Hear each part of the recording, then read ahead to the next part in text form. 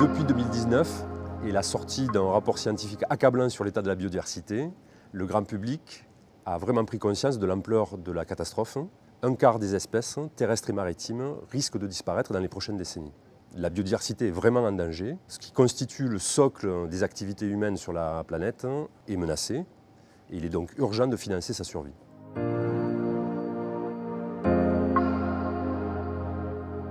Il faut essayer, bien évidemment, de protéger ce qui peut l'être avec des aires protégées. Mais il faut aussi s'attaquer aux principaux facteurs de destruction de la biodiversité.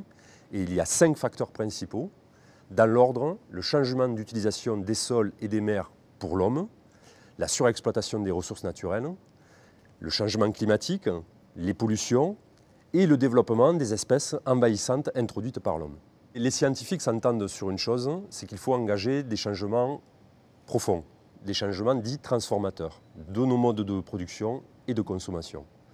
C'est-à-dire trouver des agricultures qui produisent ou qui contribuent plus à la biodiversité, consommer des produits renouvelables, lutter contre le changement climatique, la pollution bien évidemment, mais aussi favoriser les circuits courts pour éviter d'introduire des espèces qui viennent de l'autre bout de la planète, ou mieux contrôler les importations d'espèces. Et par exemple, la crise de l'émergence du Covid-19 nous a montré ce que pouvait faire le laisser-faire.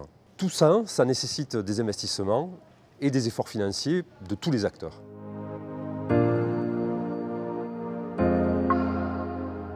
Pour vous donner une petite photographie de la situation, il y a une dizaine d'années, on estimait qu'il fallait consacrer 425 milliards de dollars par an pour la protection de la biodiversité. En 2010, on arrivait à dégager 52 milliards de dollars par an. En 2020, on a réussi à atteindre 143 milliards de dollars. On n'a donc pas atteint l'objectif, mais on note une accélération du financement. Ce qu'il faut retenir avec ces 143 milliards de dollars, c'est que 86% provenaient de financement du secteur public, contre 14% seulement du secteur privé. Jusqu'à présent, on considérait qu'investir dans la protection de l'environnement, ça ne rapportait pas d'argent. Et pourtant, le secteur privé devrait comprendre que sa survie dépend de celle de la biodiversité.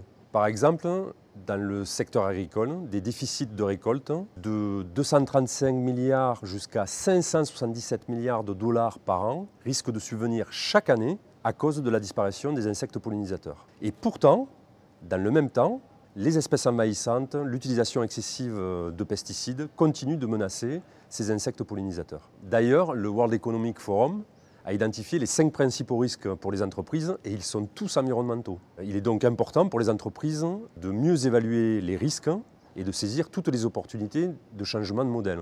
Et il faut avoir en tête qu'il est urgent d'investir, car plus le temps passe, plus les besoins augmentent. Par exemple, en 2030, on estime que les besoins risquent d'atteindre 750 milliards de dollars par an.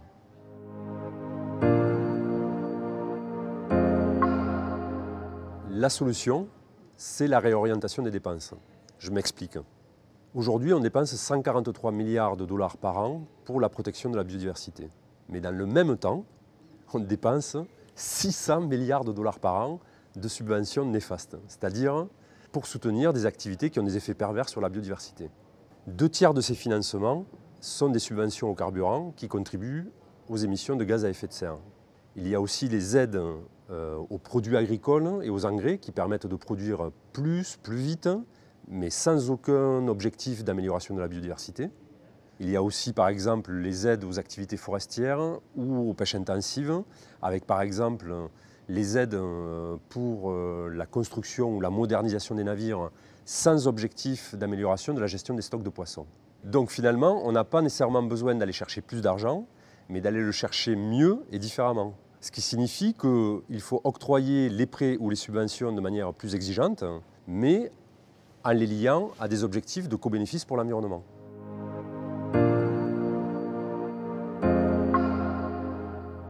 Le rôle de l'AFD, c'est d'aider les États à établir leur stratégie nationale de transition écologique et d'aider ces mêmes États et les banquiers à identifier les bons projets de ceux qui ne le sont pas. Sur l'attribution des financements, ce que l'on recommande à nos partenaires, c'est de valoriser les projets avec une démarche durable. Alors concrètement, ça veut dire éviter tous les impacts négatifs sur la biodiversité lors de la conception du projet, puis ensuite d'éviter tous les autres impacts qui n'ont pas pu être évités à la phase précédente, et enfin de produire autant de biodiversité que nécessaire pour compenser tous les autres impacts négatifs qui n'ont pas pu être évités dans les étapes précédentes.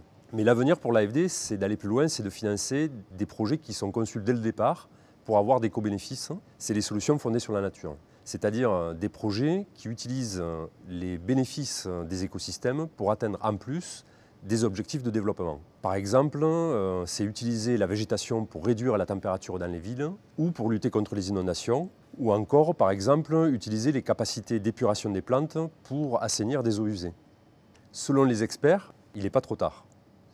C'est possible d'agir pour la protection de la biodiversité, à condition d'engager dès aujourd'hui des changements transformateurs forts. Financer ces changements, c'est réaliste et c'est possible. Donc moi, je suis persuadé que si tous les acteurs s'y mettent, on peut y arriver. On va y arriver.